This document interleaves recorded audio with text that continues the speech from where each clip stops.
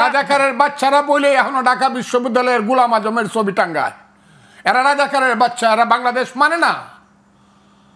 যারা নিজামীর ছবি, গোলাম আজমের ছবি ওখানে টাঙ্গায় যারা, এরা বাংলাদেশ মানে না। এদের ভিতরে হলো পাকিস্তান। এটা এনসিপি তো টাঙ্গায় না, এটা হচ্ছে ছাত্র শিবিরের কাজ। ওহো, ছাত্র শিবিরই তো বলতেছি আমি।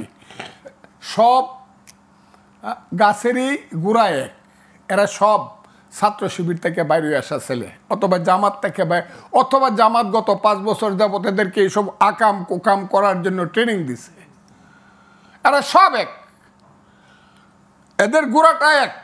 এখন এনসিপি হইতে পারে, তারা এবি পার্টি হইতে পারে, অন্য পার্টি হইতে পারে, বৈষম্য বিরোধী ছাত্র, কিন্তু এদের গোড়াটাও এক।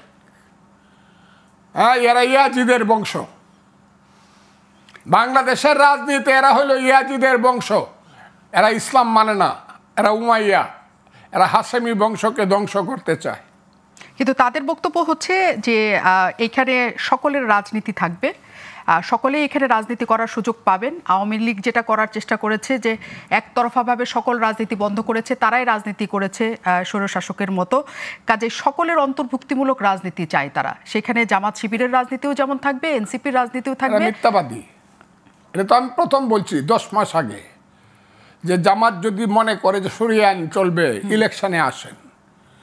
এনসিপি বা ছেলেরা যদি মনে করে যে তারা দেশ চালাবে, আমার কোনো আপত্তি নেই, আমার ছেলেরা তারা ইলেকশনে আসেন। কিন্তু গত 10 মাসে তারা করতেছে কি?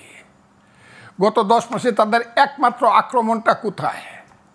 যে 47 আর 24 হইল আসল মুক্তিযুদ্ধ, আর 71 হইল ভাইয়ে ভাইয়ে ঝগড়া, এবং বিদেশে একটা দেশ চক্রান্ত করিয়া 71 করছে।